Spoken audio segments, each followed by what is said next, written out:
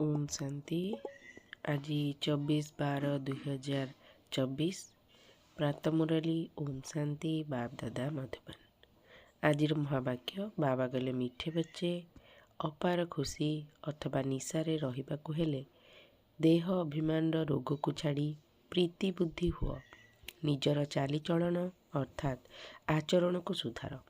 प्रश्न क्यों पिलामानंकु ज्ञानर ओलटा निशा चढ़ी पारिब नाही?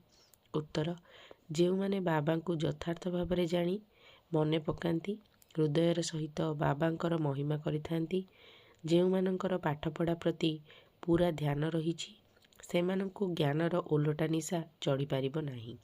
जो माने बाबा को साधारण भावुचंती सेमाने बाबा को मने पकाई पारिबे नाही।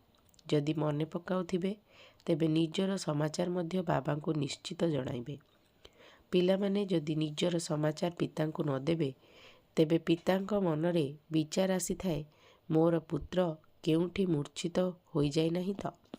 धारणा पाई मुख्य सार निजे निजको सर्वदा सुरक्षित रखिबा पाई बुद्धि को विचार सागर मंथन रे व्यस्त रखिबाकु हेबो। सुदर्शन चक्रधारी होई रहिबाकु हेबो। पर चिंतन रे निजर समय नष्ट करिबार नाही। शरीर ठारू अलग हेबार पाठपढ़ा जहाँ बाबा पढ़ाउछंती ताकू पढ़िबाकु हेबो।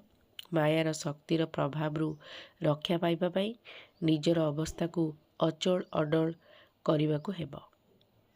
वरदान ब्रह्मा बाबांक भली निजर लक्ष्य को लक्षण रे देखाउथिबा प्रत्यक्ष उदाहरण होई समस्तंकर सहयोगी हुआ। जेपरि ब्रह्मा बाबा निजको निमित्त उदाहरण मूरत करथिले सर्वदा एही लक्ष्य को लक्षण रे देखाइथिले जे प्रथमे मु करिबी मते देखि अन्य माने करिबे तेबे एही आधार रे ही नंबर 1 होई गले। तेणु तुमे माने मध्य निजर पिता को अनुकरण कर कर्म द्वारा सर्वदा निजे निजे गुणमूरत होई प्रत्यक्ष उदाहरण होई अन्य मानकु सहजरे गुण को धारण करिबारे सहयोग दियो। एहा को कहा जाए गुणदान। दानर अर्थ हैला सहयोग देबा। कौनसी भी आत्मा एबे सुनिबा परिवर्ते प्रत्यक्ष प्रमाण देखिबा को चाहुचंती। तेणु प्रथमे निजको दिव्य गुणर मूर्ति कर।